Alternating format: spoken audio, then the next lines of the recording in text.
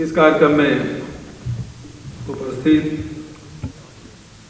Vice chancellor Ravishankar विश्वविद्यालय सच्चिदानंद Shukla ji, doctor S कर्मकार जी, director general, Praveen Chand ji, Katol के घोष जी, मानस कांति देव जी, शम्स परवेज जी, जयेश के राय जी, शैलेंद्र पटेल जी, मैं प्रदीप शर्मा जी, मैं गिरीश देवांगन जी और पूरे देश भर से आए हमारे सभी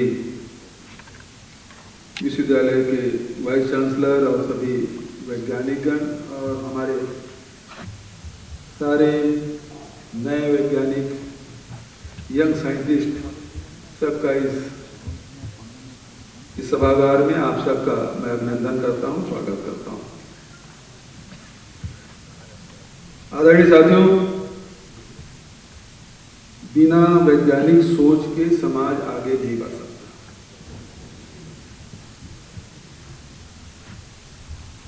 जिन लोगों ने, जिस समाज ने विज्ञान का सहारा लिया, वो समाज आगे बढ़ गया। यदि प्राचीन काल की बात करें तो पहले जब लड़ाइयां होती थी पत्थरों से, लाठियों से, फिर तलवारों से, हमारे देश में बहुत लंबे समय तक तीर भाला और बरछी भाला और तलवार से लड़ाइयां लड़ी जाती थी, कोई पैदल, कोई घोड़े में, कोई हाथी में। लेकिन जिसके पास पहले बारूद आया उस देश को कब्जा कर लिया। उसका बहुत दिन तक शासन चला, लेकिन जिसके पास पिस्तौल आया उन्होंने देश को कब्जा कर लिया।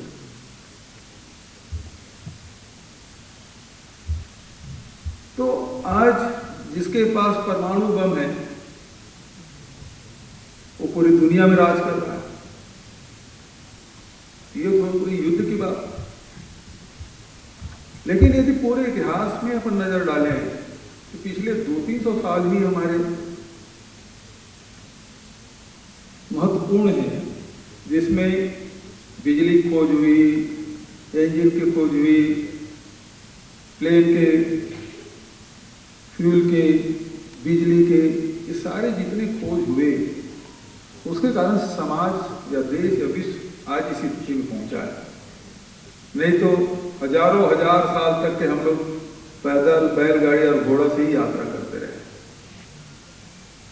तो हमारे लिए महत्वपूर्ण बात क्या है? महत्वपूर्ण बात यह है कि यदि न्यूटन के सिर पे सेब नहीं गिरता और वो भूखा होता तो खा जाता। भूखा नहीं था, सोचा कि मेरे सिर पे क्यों गिरा, तब जाके गुरुत्वाकर्षण का सिद्धांत हमको मिला।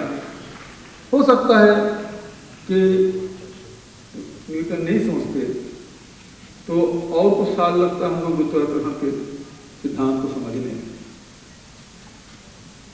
पिछले 2019 में भी रविशंकर विश्वविद्यालय में यंग साइंटिस्ट कांग्रेस में मैं आया था। उस समय कुछ बातें मैंने कही थी वो मुझे अभी भी याद है। मैंने कहा कि जो व्यक्ति सवाल नहीं करता और सवालों के समाधान नहीं ढूंढता वो पिछड़ जाता है। आप सवाल करेंगे तो अपने आप से पूछेंगे, अपने माता पिता से पूछेंगे, अपने गुरुजनों से पूछेंगे, अपने मित्रों से पूछेंगे। यदि आप संतुष्ट नहीं हुए, सवाल का पीछा करते रहे तो एक न एक दिन आपको उत्तर मिल जाएगा। तो जो बातें अभी प्रदीप जी ने जो बात कही कि हम सवालों के पीछे, उन समस्याओं के पीछे हम लोग उसको पीछा करें, उसके पीछे दौड़ें।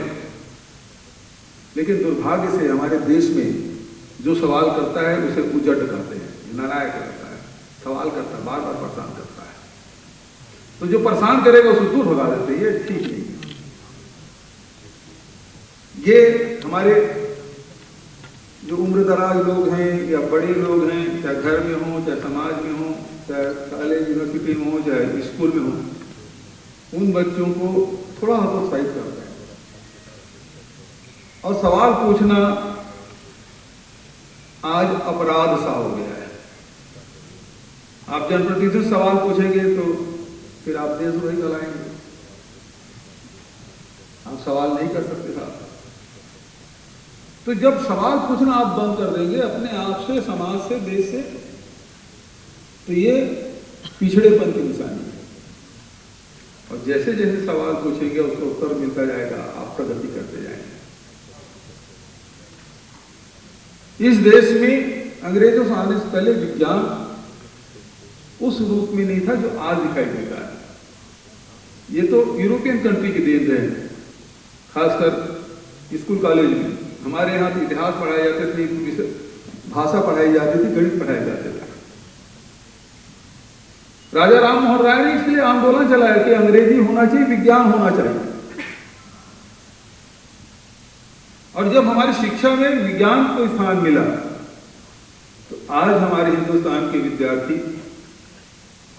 बहुत सारे क्षेत्रों में, बहुत सारे विषयों में हम देश और दुनिया में अपना स्थान बना पाए।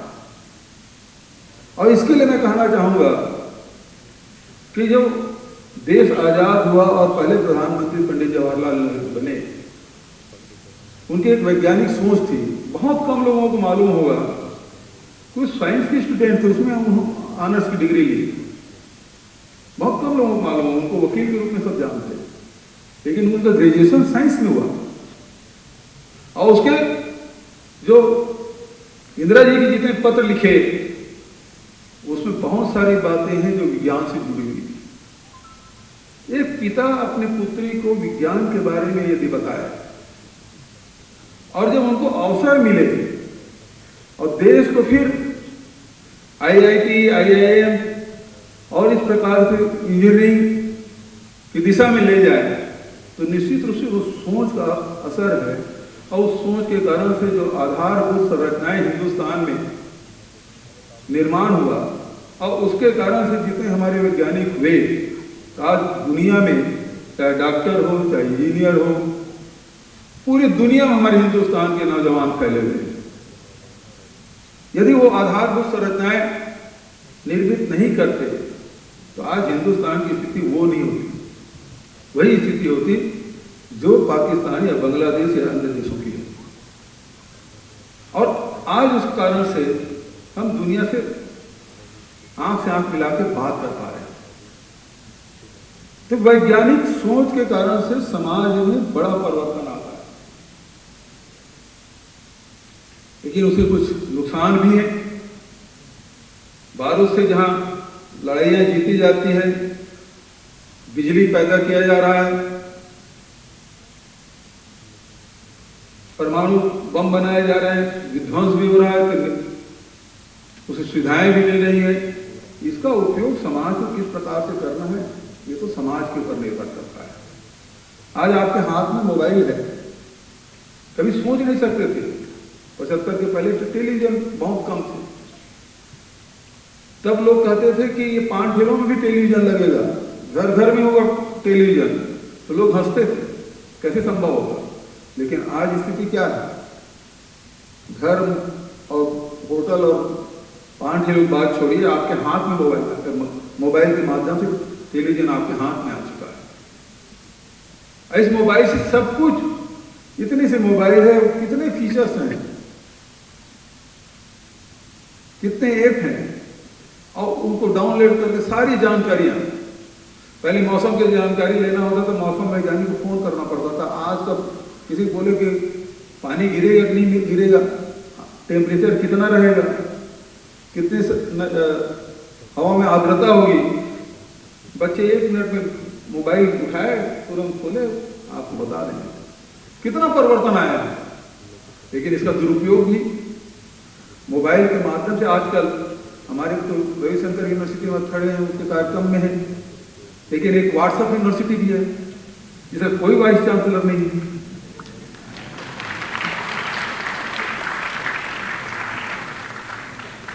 और वो सारी बातें परोसी जाती है जो दिमाग को कचरा बना देती है। ऐसे ऐसी चीजें उसमें लिख देते हैं। आपकी नजर से यदि गुजरे तो दिमाग के किसी कोने में बैठा रहता है, और कभी कोई बात अनुकूल वातावरण मिले तो फिर वो उभर के सामने आता है और उसी सच मानना शुरू कर देते हैं। ये बिना प्रमाण के आजकल सारी बातें कही जाती हैं, चाहे वो महात्मा गांधी जी के बारे में हो, चाहे नेहरू जी के बारे में हो, चाहे हमारे और महापुरुषों के बारे में हो। कितनी बातें तोड़ मड़ोड़ के पेश की जाती है, तो इतिहास और हमारे दर्शन वो सब मटिया मेट हो गया है। दुनिया में जितने दर्शन है उससे कहीं ज्यादा दर्शन तो हमारे इस देश में 6 दर्शन यहाँ इस देश में, न केवल विज्ञान के क्षेत्र में, पदार्थ के क्षेत्र में, बल्कि मन के स्तर में जितने शोध इस देश में हुआ है, हमारे ऋषि मुनियों ने किया, दुनिया में कहीं कुछ नहीं हुआ है।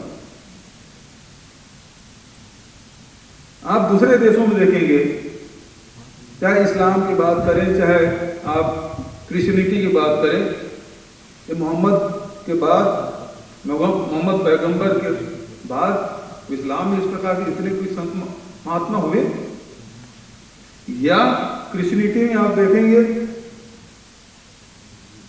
उनके बाद कोई दूसरा आया। लेकिन हमारे वेदों के बाद आप देखेंगे बुद्ध भी आए, महावीर भी आए, शंकराचार्य भी आए, और सबने इसको उलट सब बातें की। जो वेद में है, हालांकि आधार वेद ही रहा, लेकिन उसके बाद उसके दर्शन अलग अलग, तो उसमें भी शोध हुआ।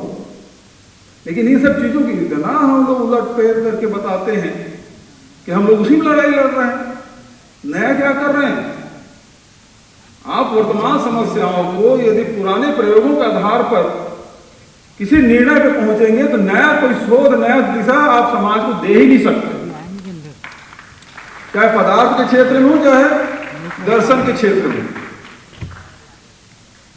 हमारी उलझन यही है। आज जो हमारे पास समस्या है, आज क्लाइमेट चेंज हो रहा है, आज यदि वातावरण में बदलाव आया है, गर्मी के समय बदल रहा है, बरसात का समय बदल रहा है, ठंड में कमी आ रही है, अच्छी बात है। साइंस ने खोज लिया कि आपको गर्मी लग रही, पंखा लगा लो, और ज्यादा गर्मी बढ़ गई तो कूलर लगा लो, उससे भी ज्यादा आपको आराम नहीं मिल रहा है तो एसी लगा लो। लेकिन ये जो गर्मी क्यों बढ़ रहा है, उसके मूल में आप नहीं जाएंगे कि वातावरण परिवर्तन क्यों हो रहा है, इसका शोध नहीं करेंगे, उन समस्याओं को नहीं जानेंगे, यदि बीमारी ही नहीं जाने की इलाज क्या करेंगे आप? तो आज जितना कार्बन उत्सर्जन हो रहा है, चाहे उद्योग के माध्यम से हो, चाहे मोटरसाइकिल के माध्यम से हो, चाहे जनसंख्या में जितनी वृद्धि हो रही, देश जब आजाद हुआ तो मुश्किल से 33 करोड़ की जनसंख्या थी, आज 142 करोड़ की जनसंख्या हो गई है। हालांकि जनगणना 2021 में लंबित था, 2023 आ गया है, लेकिन जनगणना प्रारंभ नहीं हुआ। लेकिन जिस हिसाब से भी कहा जाए, दुनिया के नंबर 1 हम जनसंख्या में हो गए, और किसी में हो ना हो, कम से कम जनसंख्या वृद्धि में तो हमारा नंबर 1 स्थान हो ही गया है।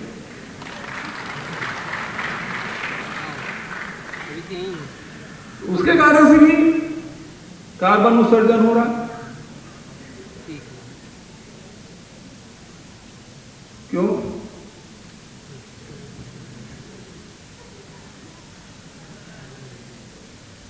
तो इन समस्याओं के यदि जड़ में न जाए, क्यों ऐसा हो रहा है, हमारी छत्तीसगढ़ में बारिश क्यों कम हो रही है, गर्मी क्यों बढ़ रहा है, उन कारणों पे हम नहीं जाएंगे तो निश्चित रूप से हम शुतुरमुर्ग की तरह रेत में सर घुसा के ये सोचे कि तूफान निकल गया है, ये उसी प्रकार की बात होगी।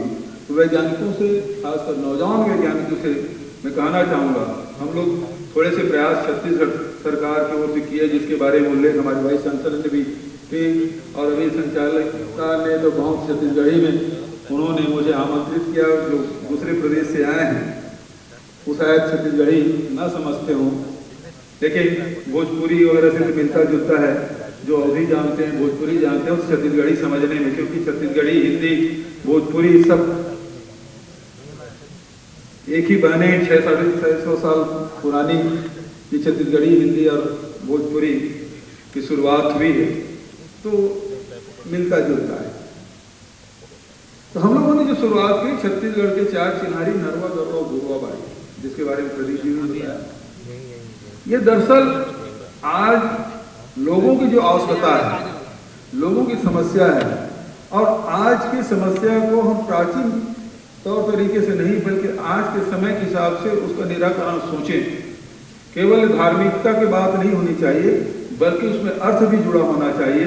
अब गाय हमारी माता का देने भर से बात नहीं होगी, बल्कि गाय के कारण से आज जो खुले में जो पशुधन घूम रहे हैं और उसके कारण से फसलों को नुकसान हो रहा है, रोड एक्सीडेंट हो रहे हैं और तमाम प्रकार के और गंदगी फैल रही है। यदि इसे निजात पाना है तो उसके लिए समाधान ढूंढना होगा, और उस समाधान के दिशा में हम लोगों ने प्रयास किया कि पूरे देश भर में या पूरी दुनिया में कहा जा सकता है कि छत्तीसगढ़ सरकार पहली सरकार है उस समस्या के समाधान में गोबर खरीदने का निर्णय लिया और 2 रुपये किलो में गोबर हमने खरीदा। जब गोबर खरीदे तो बहुत सारे लोग मजाक उड़ाए, जो राजकीय चिन्ह बना लीजिए। फिर किसी ने कहा कि गाय जब गोबर देती है कभी कड़ा भी रहता है, कभी पतला भी रहता है, किसी बाल्टी में ले जाएंगे कि धोमा में ले जाएंगे, किसी लीटर में नापेंगे कि किलो में नापेंगे, तमाम प्रकार की बातें हुई। मुझे विवेकानंद जी की वो उक्ति याद आई कि पहले लोग इसका हंसी उड़ाते हैं, बाद में विरोध करते हैं और अंत में उसको स्वीकार कर लेते हैं। तो पहले हमारी भी हंसी उड़ाई गई, फिर विरोध भी हुआ, अब लोग स्वीकार भी कर लिए कि नहीं ये बहुत बड़ी योजना है, क्योंकि केवल गोबर भर नहीं खरीद रहे हैं, गोबर से वर्मी कंपोस्ट बना रहे हैं, कार्बन को धरती में ले जाने का प्रयास, जो पराली जला रहे थे उसे गौठान में हम पहुंचा रहे हैं, उसको जला के कार्बन, वातावरण में कार्बन हम पहुंचाने का काम नहीं कर रहे हैं, बल्कि कार्बन को जमीन में मिलाने का काम कर रहे हैं। वेदों में भी यही कहा गया है कि जितना आप धरती से लेते हैं, प्रकृति से जितना लेते हैं, उसको वापस करें। ये प्राचीन हमारे ऋषि मुनि जो बात कहा गया है, आज भी हम लोगों को वही काम करना है। जो चीज हम प्रकृति से ले रहे हैं उसको वापस किसी न किसी रूप में हमको करना चाहिए। इस रूप में नहीं कि धरती से हम अन्न ले रहे हैं तो पराली जला के उसको वातावरण में भेजें, बल्कि उसे कार्बन के रूप में कन्वर्ट करके जमीन के अंदर फिर से पहुंचा दें, तो उर्वरा शक्ति होगी, हेल्थ फाइल उसे सुधरेगा, और हेल्थ फाइल सुधरेगा तो आपको भी जो अनाज है, फल सब्जी है, वो भी आपको शुद्ध मिलेगा।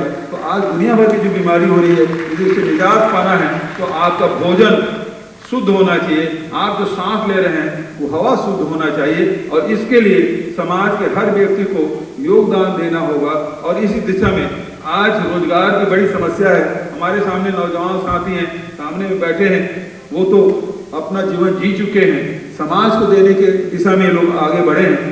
हमारे पीछे में जो बैठे नौजवान हैं उसके सामने पूरा भविष्य पड़ा है, और उनको रोजगार चाहिए, रोजगार चाहिए। रोजगार के लिए केवल कोई जरूरी नहीं है कि आप जो कार्बन उत्सर्जन करें ऐसे उद्योग लगाएं, बल्कि प्रकृति से उतना लें, आपको ऊर्जा जितना चाहिए कोयला उतना ही जलाएं, न कि मनमाने रूप से उसका उपयोग करें, बल्कि उसके अल्टरनेटिव जो भी चीजें हैं उसको हम लोगों को ज्यादा से ज्यादा स्वीकार करना चाहिए। और पैसे कमाने के लिए जरूरी नहीं है कि बड़े बड़े उद्योग खड़ा कर दिया जाए, बड़े उद्योग खड़ा करके आपको रोजगार मिलेगा। अब जो अध्ययन जो आया है, आज हजारों मेगावाट के पावर प्लांट लगा लीजिएगा, उसमें रोजगार कितने लोगों को मिलता है? यदि 400 मेगावाट के आप पावर प्लांट लगाएं, 400 लोगों से ज्यादा नहीं लगेगा। आजकल टेक्नोलॉजी और ज्यादा आ गया तो और कम लोगों में हो रहा है। लेकिन प्रकृति ने हम सबको छत्तीसगढ़ में इतना कुछ दिया है, यदि प्रकृति के साथ जुड़ के उन सब चीजों का वैल्यू एडिशन करें तो हमको रोजगार खोजने की बाहर जरूरत नहीं है। आज जैसे हमने गोबर खरीदना शुरू किया तो साफ सफाई हो रहा है, खेतों को खाद तो मिल रहा है, लेकिन जो गौ पालक है उसको पैसा भी मिल रहा है, उसकी अर्थव्यवस्था सुधर रही है। और जब गोबर भर नहीं खरीद रहे हैं, उसको डंप नहीं कर रहे हैं, उसे वर्मी कंपोस्ट बना रहे हैं, गो काट बना रहे हैं, गमला बना रहे हैं, दिया बना रहे हैं, अब प्राकृतिक पेड़ भी बना रहे हैं। 50,000 लीटर से अधिक के प्राकृतिक पेड़ हम बना चुके। जो मार्केट में जो बड़े बड़े कंपनियों की जो पेंट है उससे सस्ता 25 से 30% सस्ता हमारे प्राकृतिक पेंट है, बल्कि हमारे लिए वो गर्मी रोधी भी है, बहुत सारे कीटाणुओं को भी वो उसमें प्रतिरोधी क्षमता है। तो हमने प्राकृतिक पेड़ बनाया है और उसके कारण से सैकड़ों हमारे बहनों को रोजगार मिला है। तो हम अपनी चीजों का उपयोग कैसे करें, अपनापन कैसे आए, ये भी हम लोग इसलिए भावनात्मक रूप से भी जोड़ रहे हैं। आज प्राकृतिक पेड़ के साथ बिजली उत्पादन की दिशा में गोबर से बिजली उत्पादन ये भी हम कर रहे हैं, इसकी शुरुआत हो चुकी है। तो पहले जो बड़े बड़े उद्योगपति